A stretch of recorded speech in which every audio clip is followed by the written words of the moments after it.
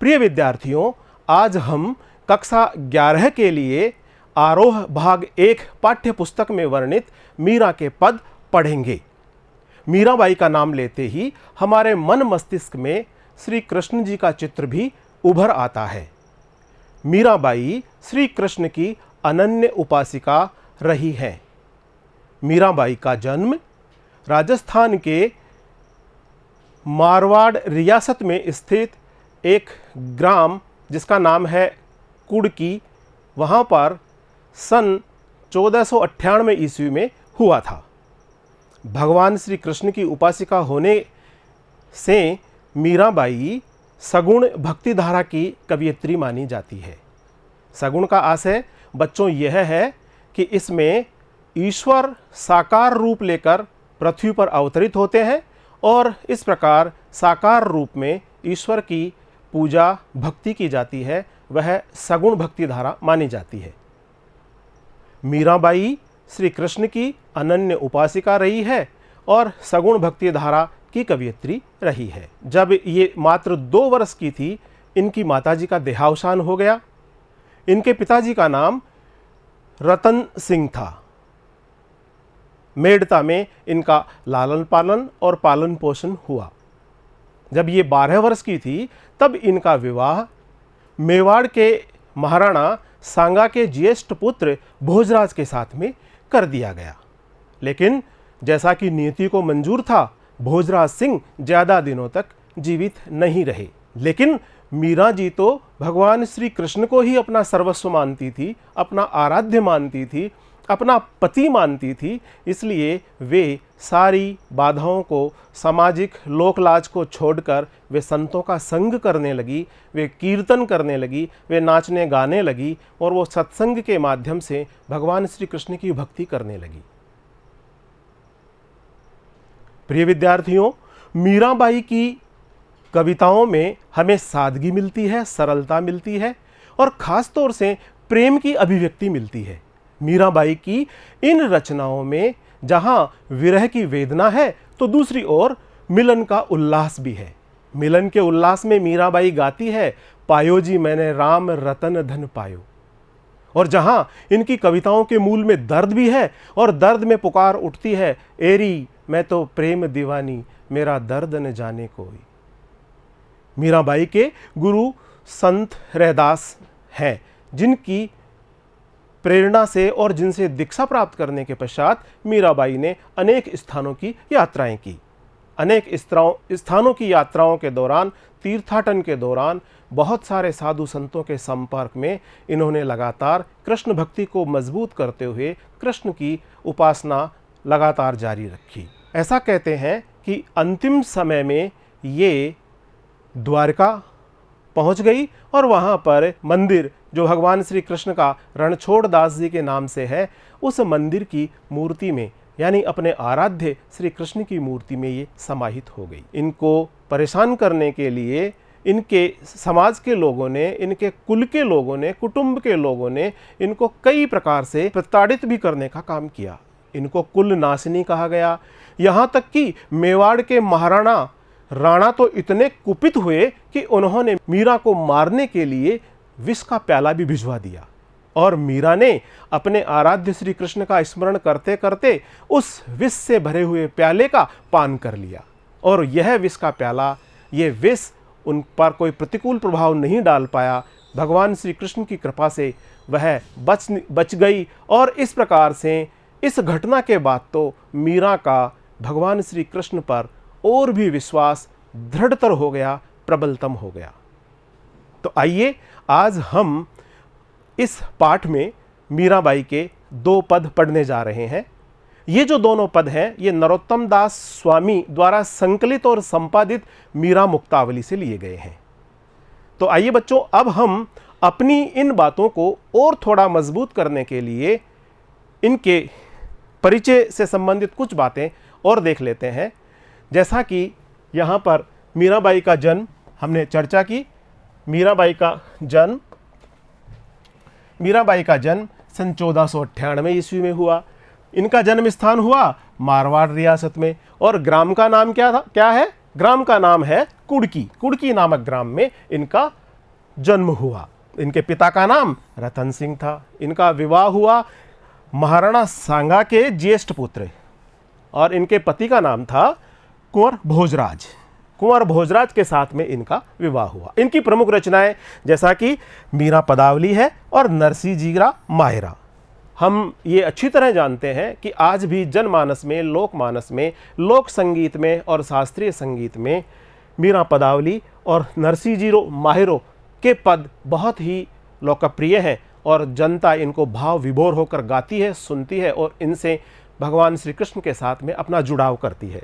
संत कवि रैदास मीरा के गुरु माने जाते हैं। गुरु जो ज्ञान दे, जो रास्ता दिखाए, जो आगे बढ़ने की प्रेरणा दे, और इस प्रकार गुरु जो रास्ता दिखाते हैं उस रास्ते पर चल करके शिष्य अपना आगे का उत्थान करते हैं। तो मीराबाई ने अपने गुरु रैदास के मार्गदर्शन में अपनी भक्ति यात्रा को और प्रबलतम किया और प्रगाढ़ किया। जैसा कि हमने पहले चर्चा की, मीरा सगुण धारा की भक्त कवियत्री मानी जाती है।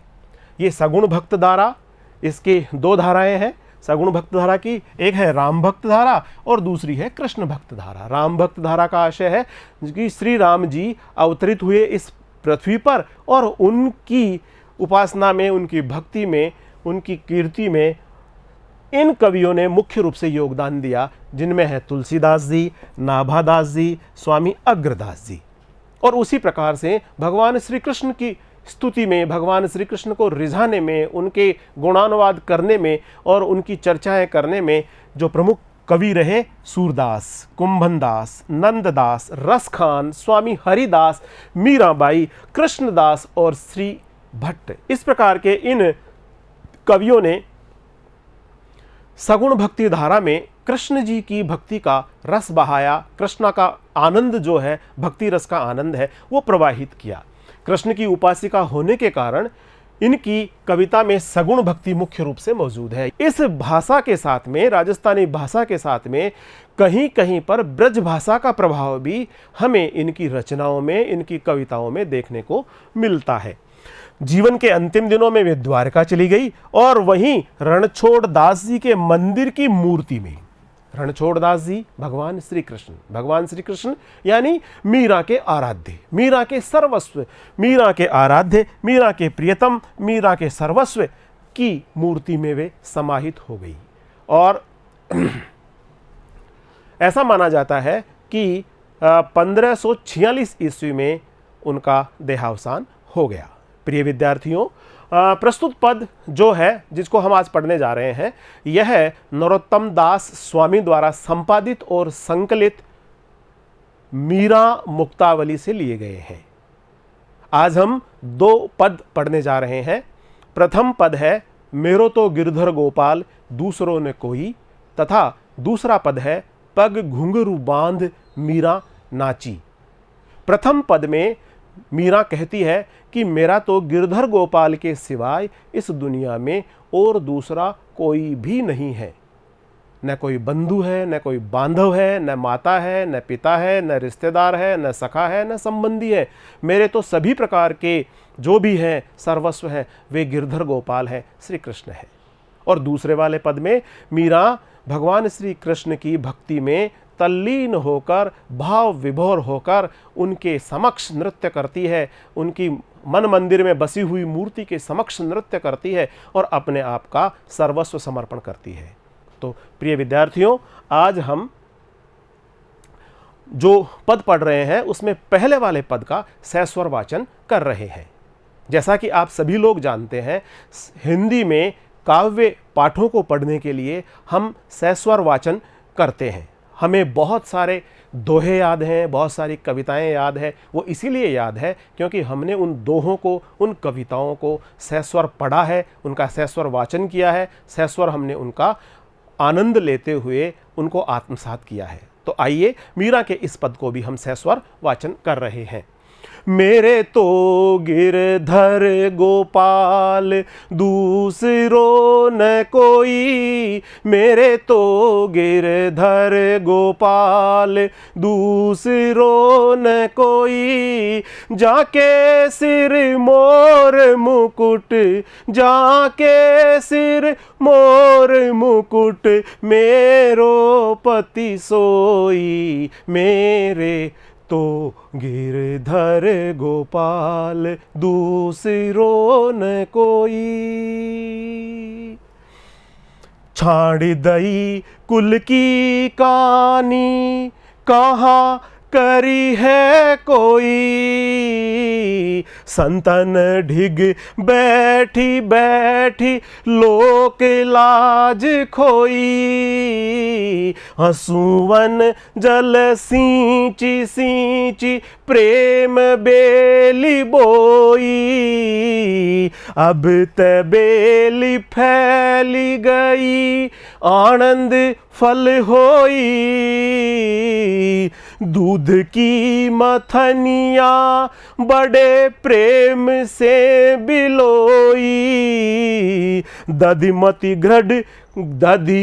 घृत काढ़ लियो डार दई छोई, भगत देख राजी हुई जगत देख रोई, भगत देख राजी हुई जगत देख रोई, दासी मीरा लाल गिरधर तारो अब मोही, तारो अब मोही, मेरे तो गिरधर गोपाल दूसरो न कोई। सैस्वर वाचन करने के पश्चात आइए अब हम इस पद का अर्थ ग्रहण करते हुए इसका भावार्थ समझेंगे। मेरे तो गिरधर गोपाल दूसरो न कोई, जाके सिर मोर मुकुट मेरो पति सोई। सबसे पहले हम इसके कठिन शब्दों को समझ लेते हैं। गिरधर, गिरधर का आशय है गिरि को धारण करने वाले श्री कृष्ण ने। गोवर्धन पर्वत को धारण किया था श्री कृष्ण ने, और इंद्र जब कुपित होकर बहुत भयंकर बारिश कर रहा था, वर्षा कर रहा था, उसने प्रलय जैसी स्थिति ला दी थी, तब भगवान श्री कृष्ण ने गोप ग्वालों की, गैयों की, सबकी रक्षा की थी अपनी अंगुली पर गोवर्धन पर्वत को धारण करके। तो जो सबकी रक्षा करने वाले हैं, जो गोवर्धनधारी हैं, जो गिरि को धारण करने वाले हैं, सबकी रक्षा करने वाले हैं, ऐसे गिरधर भगवान श्री कृष्ण और गोपाल जो गायों की पालना करते हैं, जो गायों को पालते हैं, जो गोपाल हैं, ऐसे गिरधर, ऐसे गोपाल मेरो दूसरो न कोई, बस मेरे तो वही सर्वस्व है, वही स्वामी है, वही प्राणाधार है। मीराबाई कहती है कि गोवर्धनधारी, गोवर्धन गिरिवरधारी गोपाल श्री कृष्ण ही उनके सर्वस्व हैं, उनके स्वामी हैं, उनके सब कुछ हैं, दूसरा न कोई। यहाँ पर दूसरों से आशय है कि इसके अलावा संसार में जितने भी रिश्ते नाते हैं वे सब, इन रिश्ते नातों में माता है, पिता है, भाई है, बहन है, रिश्तेदार है, सगा संबंधी है, जो भी है, उन सबको मीरा ने नकारते हुए कहा है कि मेरो तो इस दुनिया में केवल और केवल श्री कृष्ण है, गिरधर है, गोपाल है, इनके अलावा मेरा इस दुनिया में और कोई भी नहीं है। श्री कृष्ण कैसे, जिनके बारे में मीरा बता रही है, जाके सिर मोर मुकुट, मोर के पंखों से बना हुआ मुकुट जिनके सिर पर शोभायमान है, वे श्री कृष्ण ने। मेरो पति सोई, पति मानी मेरे स्वामी हैं, मेरे सर्वस्व हैं, मेरे सब कुछ है, मेरे प्राणाधार है। इस प्रकार से इन पंक्तियों में मेरे तो गिरधर गोपाल दूसरो न कोई, जाके सिर मोर मुकुट मेरो पति सोई, जिनके सिर पर मोर मुकुट शोभायमान है, मेरे पति तो वही श्री कृष्ण है। गोपाल का आशय है गायों को पालने वाले श्री कृष्ण कन्हैया, मोर मुकुट का आशय है मोर के पंखों से बना हुआ मुकुट। और इस प्रकार से अब आप देखिए प्रिय विद्यार्थियों, आप देखिए कि इसमें गिरधर गोपाल, इसमें गय वर्ण की आवृत्ति हुई है। गिरधर में गय, गोपाल में गय, इसलिए इसमें अलंकार है। और अलंकार कौन सा हुआ? अनुप्रास। इसमें अनुप्रास अलंकार हुआ। गै वर्ण की आवृत्ति होने के कारण। साथ ही साथ आप देखिए नीचे वाली पंक्ति में मोर मुकुट मेरो, इसमें मैं वर्ण की आवृत्ति है, इसलिए इसमें भी अनुप्रास अलंकार है। छांडी दही कुल की कानी कहा करिए कोई। छांडी, छांडी का आशय है छोड़ देना। कुल की कानी, कुल की कानी का आशय है परिवार की मर्यादा। कुल की कानी का आशय है परिवार की मर्यादा। कहा, कहा मानी क्या, करी है, करी है, करी है मानी करेगा। मीराबाई कहती है कि मैंने तो छाड़ दई कुल की कानी, मैंने तो परिवार की मान मर्यादा सबको त्याग दिया। और इसलिए त्याग दिया क्योंकि मैं अपना सर्वस्व श्री कृष्ण को मानती हूं। जब मेरे सर्वस्व श्री कृष्ण है तो मैं उनके लिए जो जो मान मर्यादा की बातें हैं वो मैं सब करूंगी। तो ऐसी स्थिति में मीरा ये कहती है कि मैंने तो कुल की मर्यादा का त्याग कर दिया है, अब कोई क्या करेगा, कोई क्या करेगा। मैंने तो अपने आप को श्री कृष्ण की भक्ति के अंदर लीन कर लिया है। और जो पारिवारिक मर्यादाएं होती है, जैसा कि एक विवाहिता स्त्री के लिए होती है कि वो परिवार के अंदर ही रहे, पर्दा प्रथा करे, किसी के साथ वार्तालाप भी करे तो बहुत मर्यादित और संयमित तरीके से करे। लेकिन हमने देखा कि यहाँ पर तो मीराबाई पूरी तरह से भक्ति रस में डूब करके कार्य कर रही है। संतन ढिग बैठी बैठी लोक लाज खोई। मीराबाई तो संतों के संग बैठती है। पहले इसके एक बार कठिन शब्द देख लेते हैं। संतन का आशय है साधु, ढिग का आशय है पास में, लोक लाज का आशय है संसार की मर्यादा, खोई का आशय है खो दिया। यानी मीराबाई तो संतों के पास बैठ करके उसने अपनी लोक लज्जा सब खो दी है। क्योंकि एक विवाहिता स्त्री का साधु संतों के साथ बैठना, उनके साथ यात्राएं करना, उनके साथ नाचना गाना सामाजिक तौर पर वर्जित है। और ऐसा होने के कारण मीराबाई कहती है कि संतन ढिग बैठ बैठी लोक लाज खोई। संतों के साथ बैठ बैठ करके और मैंने लोक लाज भी खो दी है, लोक लाज खो दी है। लेकिन मैंने श्री कृष्ण का प्रेम पाया है, श्री कृष्ण की भक्ति पाई है, वो अमृत तत्व पाया है। असुवन जल सींच सींच प्रेम बेल बोई। अब मीराबाई कहती है कि उसने तो अपने हृदय में जो दर्द है, जो प्रेम है, उसके साथ में प्रेम की बेल का जो पौधा है उसका रोपण किया है। और प्रेम की बेल का जो पौध रोपण उसने किया है उसको आंसुओं के जल से सींचा है। जो विरह के अंदर भगवान श्री कृष्ण के लिए वो निरंतर अश्रु धारा बहाती रहती है, उन अश्रु धारा बहाने से, उन अश्रुओं से वो जो प्रेम रूपी बेल है उसका सिंचन हो रहा है। आंसुवन का आशय है आंसू, सींची का आशय है सींचना, प्रेम बेली का आशय है प्रेम रूपी बेल, बोई का आशय है बोना। तो इस प्रकार से आंसुओं के जल से सींच सींच करके उसने प्रेम रूपी बेल बोई है।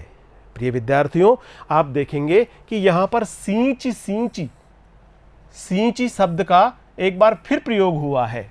सींची शब्द की एक बार पुनः आवृत्ति हुई है, इसलिए यहां पर पुनरुक्ति अनुप्रास अलंकार है। पुनरुक्ति प्रकाश अलंकार इसके अंदर है। पुनरुक्ति प्रकाश अलंकार है जहां पर एक शब्द की पुनः आवृत्ति हो वहां पर। और प्रेम बेली, प्रेम रूपी बेल, यानी ये रूपक अलंकार है। यहां पर इसके अंदर रूपक अलंकार है, यहां पर रूपक अलंकार है, प्रेम रूपी बेल। अब जब मीरा ने अपने हृदय में भगवान श्री कृष्ण की प्रेम रूपी बेल का रोपण कर दिया और उसे आंसुओं के जल से सींचती रही, तो ऐसा करने से क्या हुआ कि वह प्रेम रूपी बेल खूब फलने लगी, फूलने लगी, पुष्पित होने लगी, फलित होने लगी और उसमें से फल भी आने लगे। अब तय बैल फैल गई। ये जो बेल थी, ये प्रेम रूपी बेल थी, ये खूब फल फूल गई और आनंद फल हुई और उसमें से जो फल लगा वो आनंद का फल लगा। आनंद फल का मतलब है आनंद रूपी फल, भक्ति की जो चरम अवस्था होती है और उसके अंदर जो भगवान के प्रति जो आनंद की प्राप्ति होती है। मीराबाई कहती है कि अब तो उसको आनंद रूपी फल की प्राप्ति हो रही है। इसमें आनंद का आशय आनंद है और इस प्रकार से मीराबाई अपनी भक्ति को और ज़्यादा प्रबल, प्रगाढ़ और मजबूत करती है। अपने आंसुओं के जल से सींच सींच करके प्रेम बेल में जो आनंद का फल पाया है, उसको चखने का स्वाद बिरले ही संतों को मिलता है, बिरले ही लोगों को प्राप्त होता है। दूध की मथनियाँ बड़े प्रेम से बिलोई। मथनियाँ होती है रई, यानी दही को मथ करके घी निकालने में जो उपकरण काम में आता है, वो मथने का उपकरण जो है वो मथनियाँ कहलाता है। बिलोई का मतलब होता है मथी। मीरा जी कह रही है कि दूध की मथनियाँ बड़े प्रेम से बिलोई, मैंने दूध की मथनियाँ को बड़े प्रेम से बिलोया है। और दधी मथी घृत काढ़ लियो डार दही छोई। दधी मथी घृत काढ़ लियो डार दही छोई। दधी का आशय है दही, मथी का मतलब होता है मथ कर, काढ़ लियो का आशय है निकाल लिया, डार दही मानी डाल दी, छोई मानी छाछ। मीराबाई कह रही है कि मैंने दही को मथ कर उसमें से घी निकाल लिया है।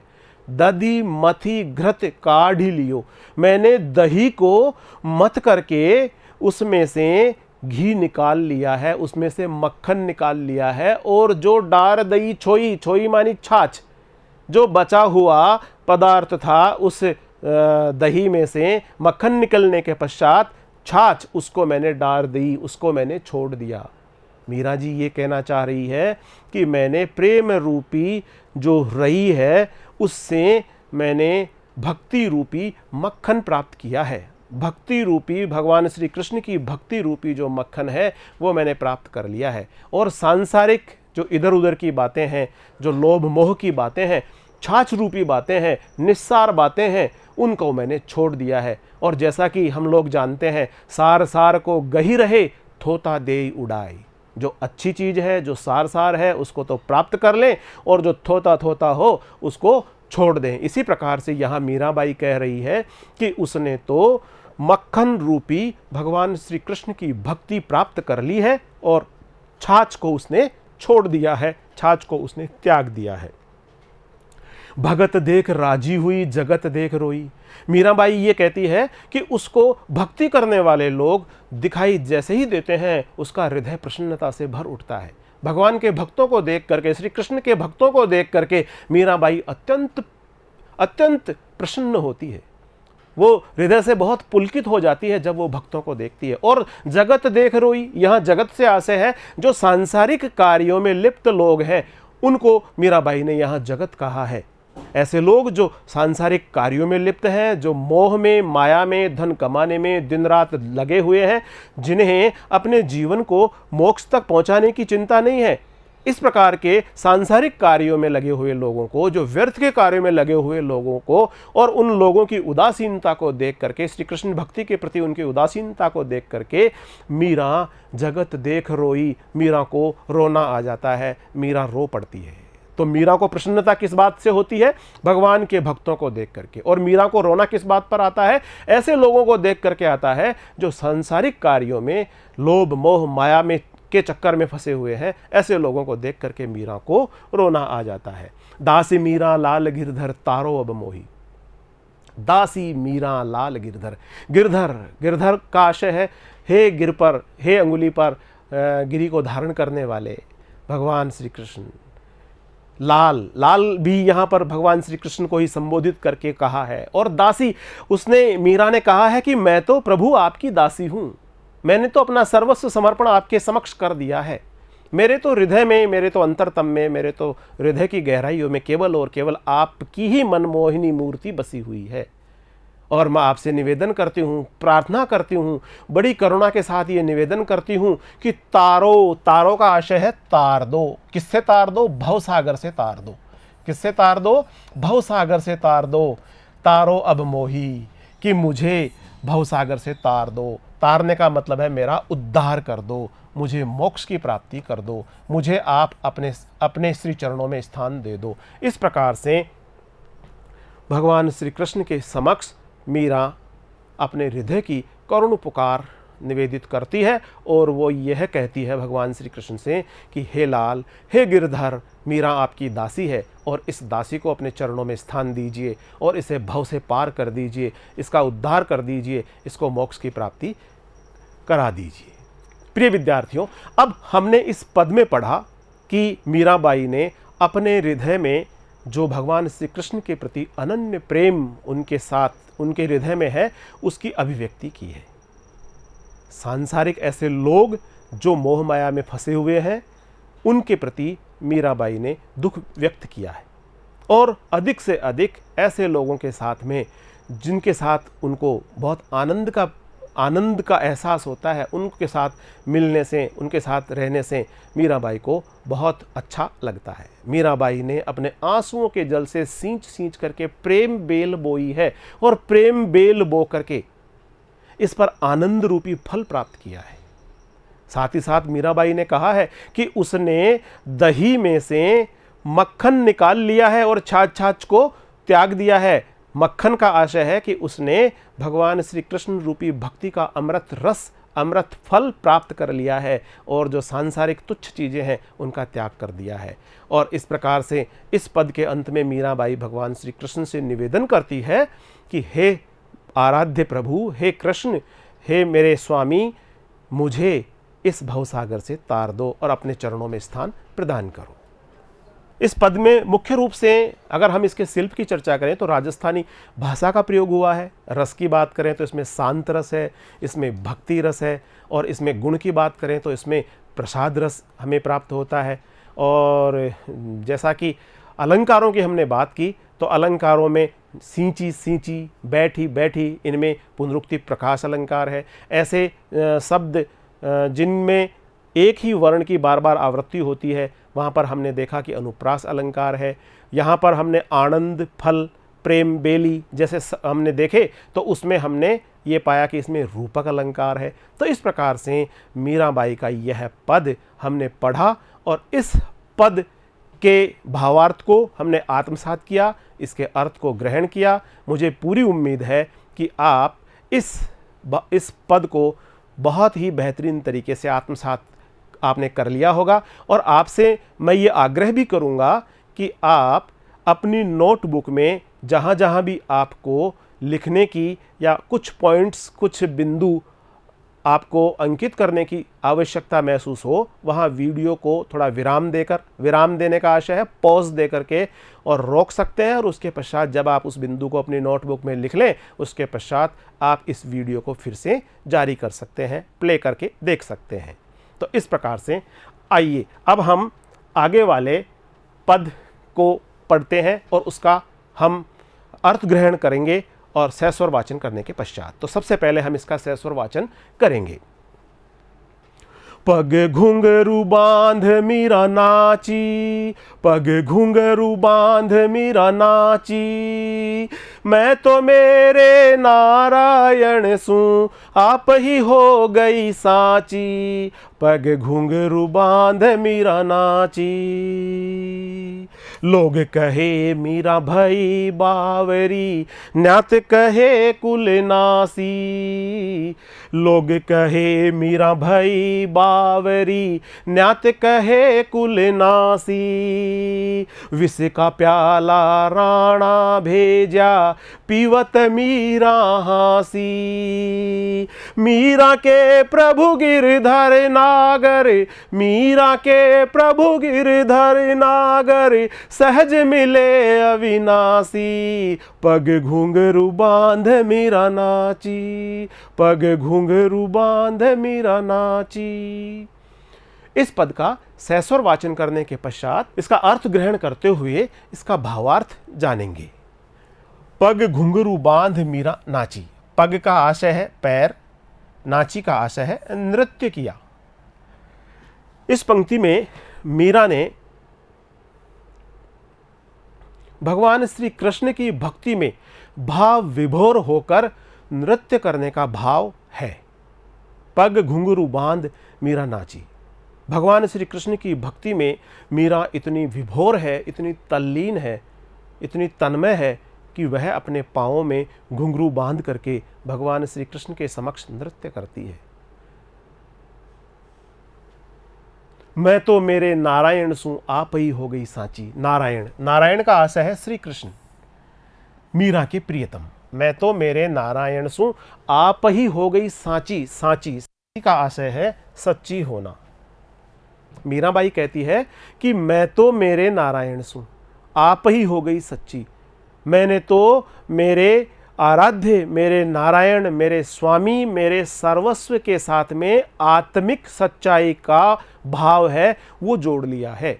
मैं तो सच्चे रूप से, आत्मिक रूप से मेरे स्वामी के साथ, मेरे प्रभु के साथ, मेरे ईश्वर के साथ, मेरे नारायण के साथ में जुड़ गई हूँ। और नारायण और मेरा दोनों का आपस में सच्चे रूप में मिलन हो गया है। मैं तो मेरे नारायण सू, आप ही हो गई साची। श्री कृष्ण के समक्ष, अपने आराध्य श्री कृष्ण के समक्ष सर्वस्व समर्पण कर दिया है मीरा ने। और श्री कृष्ण के मध्य जो आत्मिक प्रेम की सच्चाई है उसको मीरा स्वीकार करती है। मैं तो मेरे नारायण सू, आप ही हो गई सांची। लोग कहे मीरा भई बावरी, लोग कहे मीरा भई बावरी, न्यात कहे कुलनासी। जैसा कि हम लोग जानते हैं कि लोग कहे मीरा भई बावरी, लोग, सांसारिक लोग मीरा को बावरी कहते हैं। क्यों कहते हैं? इसलिए कहते हैं कि मीरा ने अपने कुल की मान मर्यादा को छोड़ दिया। मीरा के पास सब प्रकार का वैभव हो सकता था, सब प्रकार की सुख और सुविधाएं हो सकती थी, लेकिन उन सबको उसने छोड़ दिया।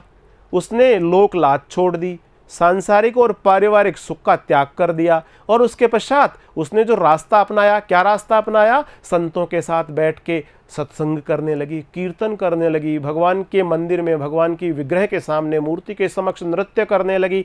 और इस प्रकार के कृत्य करने से अब लोग बाग उसको, मीरा को बावरी कहने लग गए। बावरी का आशय पागल कहने लग गए, क्योंकि वह अपने गुरु रैदास की प्रेरणा से अलग अलग स्थानों पर यात्राएं भी करने लगी, संतों का संग करने लगी, उनके साथ में कीर्तन करने लगी। तो इस प्रकार ऐसी स्थिति में लोग मीरा को बावरी कहने लगे। बावरी का मतलब पागल। न्यात का आशय है बिरादरी, कुटुंब के लोग, परिवार के लोग। न्यात कहे कुलनासी, न्यात उसके परिवार के लोग, उसके कुटुंब के लोग कहते हैं कि इसने तो मान मर्यादा भंग कर दी है। और जैसा हम सभी लोग जानते हैं कि एक विवाहित महिला अगर अपने परिवार के द्वारा बनाए हुए निर्धारित जो मानदंड है उनसे अगर बाहर किसी प्रकार का कोई कृत्य करती है तो उसको परिवार और समाज मान्यता नहीं देता है। इस प्रकार मीराबाई ने ऐसा ही किया। उसने पर्दा प्रथा नहीं मानी, उसने समाज और परिवार के द्वारा बनाई हुई जो मान्यताएं हैं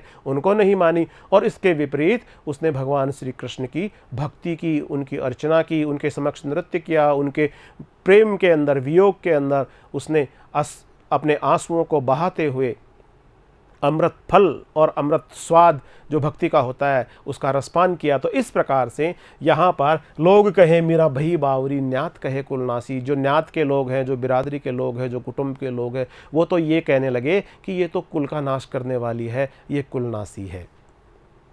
विष का प्याला राणा भेजा, पीवत मीरा हंसी। अब जो मीरा के परिवारजन है, मीरा के कुटुंबीजन है, वो तो मीरा के कृत्यों से, मीरा के कार्यों से बेहद नाराज़ थे और उन्होंने मीरा को अपमानित करने का, मीरा को परेशान करने का, मीरा को बहुत प्रयास किया। उसको कुलनाशिनी कहा, उसको इस प्रकार से अलग अलग शब्दों से उसको संबोधित किया। और उनके देवर राणा तो इतने ज़्यादा कुपित हुए कि उन्होंने तो मीरा को मारने के लिए विष का प्याला भिजवा दिया, और उस विष के प्याले में विष का पान मीरा जी ने हंसते हंसते कर लिया, अपने आराध्य श्री कृष्ण के चरणों में अपना ध्यान लगाते हुए। और श्री कृष्ण की कृपा से यहाँ है कि विष का प्याला राणा भेजा, पीवत मीरा हंसी, और हंसते हंसते मीरा ने उस विष के प्याले का पान कर लिया। और भगवान श्री कृष्ण की कृपा के आशीर्वाद से उस विष ने मीरा पर कोई प्रतिकूल प्रभाव नहीं डाला। इस पंक्ति का एक आशय यह भी निकलता है, पीवत मीरा हंसी, उसको पीने के पश्चात मीरा हंसी, व्यंग की हंसी मीरा ने हंसी। और ये उसकी हंसी में ये भाव छिपा हुआ था कि भले ही आप मुझे मारने का कितना ही प्रयास करो, लेकिन जिसको बचाने वाला अगर ईश्वर स्वयं है तो उसका कोई बाल भी बांका नहीं कर सकता। जाको राखे साइयाँ, मार सके ना कोई, बालन बांका कर सके जो जग बैरी होई। तो इस प्रकार पीवत मीरा हंसी, मीरा के प्रभु गिरधर नागर सहज मिले अविनाशी। मीरा के प्रभु गिरधर नागर। प्रभु का आशय है यहाँ पर स्वामी। नागर, नागर का आशय है चतुर। चतुर शिरोमणि कौन? श्री कृष्ण। अविनाशी का आशय है अनश्वर, जो कभी नष्ट नहीं हो, जिसका कभी नाश नहीं हो, जो कभी समाप्त नहीं हो, अविनाशी। इन पंक्तियों में मीरा के प्रभु गिरधर नागर, मीरा कहती कि मेरे प्रभु तो गिरधर नागर हैं। गिरधर कौन? जिन्होंने अपने अंगुली पर गोवर्धन पर्वत को उठा करके गोप ग्वालों की रक्षा की, गायों की रक्षा की, ब्रज के जन जन की रक्षा की, ऐसे दीनों की रक्षा करने वाले मेरे स्वामी हैं। मेरे स्वामी हैं, मेरे सर्वस्व हैं, मेरे प्राणाधार हैं, मेरे प्रियतम है। मीरा के प्रभु गिरधर नागर, हे गिरधर, हे नागर। नागर का मतलब होता है चतुर, और चतुर शिरोमणि कहा जाता है भगवान श्री कृष्ण को।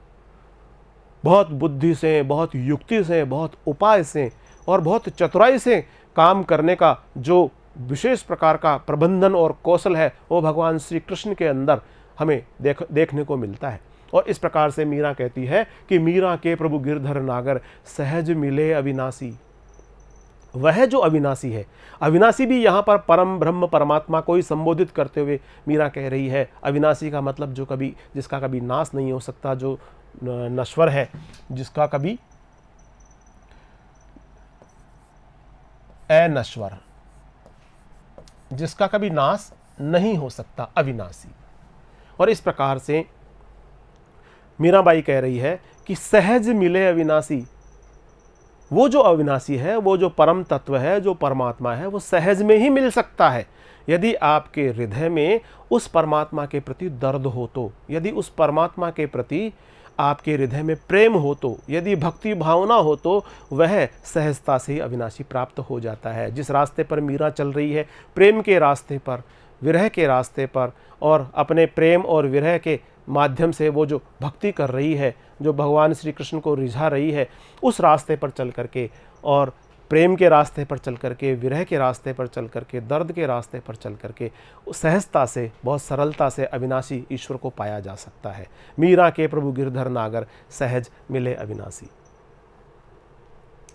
प्रिय विद्यार्थियों, अब हमने इस पद में ये पढ़ा कि मीरा ने अपने कुल की, अपने परिवार की मान मर्यादा को त्याग दिया, और मान मर्यादा को त्याग करके अपने पैरों में घुंघरू बांध लिए और भगवान श्री कृष्ण की भक्ति में भाव विभोर होकर उसने नृत्य किया। लोग तो मीरा को बावरी और पागल तक कहने लगे, लेकिन उसने इन सब का भी बिल्कुल परवाह नहीं की। पर्दा प्रथा का उसने विरोध किया और स्त्री मुक्ति की मुखर आवाज़ बन करके मीराबाई उभरी। और इसको कुलनाशनी भी कहा गया, जहर का प्याला देकर मारने का प्रयास भी किया गया, लेकिन ऐसा होने के बावजूद भी उसने हंसते हंसते श्री कृष्ण का स्मरण करते हुए उस जहर के प्याले का पान कर लिया, और कृष्ण जी की कृपा के आशीर्वाद से उस पर विष का कोई प्रतिकूल प्रभाव नहीं पड़ा, और बल्कि मीरा का विश्वास श्री कृष्ण पर और ज़्यादा दृढ़ और दृढ़तर होता चला गया। हमने देखा कि इस पद में शांत रस है, भक्ति रस है, माधुरी का गुण इसके अंदर देखा जा सकता है। साथ ही साथ राजस्थानी भाषा का प्रयोग हुआ है, जिसमें ब्रज भाषा के शब्द भी हमें देखने को मिलते हैं, और इसमें जहाँ जहाँ भाव और शब्दों का चयन किया गया है वो भी विशेष रूप से भावानुकूल है। तो प्रिय विद्यार्थियों, आज के इस भाग में हमने नरोत्तम दास स्वामी द्वारा संकलित और संपादित मीरा मुक्तावली से लिए गए 2 पद पढ़े, मेरे तो गिरधर गोपाल दूसरो न कोई। इसके पश्चात हमने दूसरा पद पढ़ा, पग घुंघरू बांध मीरा नाची। इस पद का सस्वर वाचन किया और इसका जो अर्थ ग्रहण है वो भी हमने ग्रहण किया। अब इन पदों के प्रश्न उत्तर हम अगले वीडियो में देखेंगे। तब तक आप अपनी पढ़ाई को बहुत ही बेहतरीन तरीके से करते रहें, स्वस्थ रहें। मिलेंगे अगले वीडियो में। नमस्कार।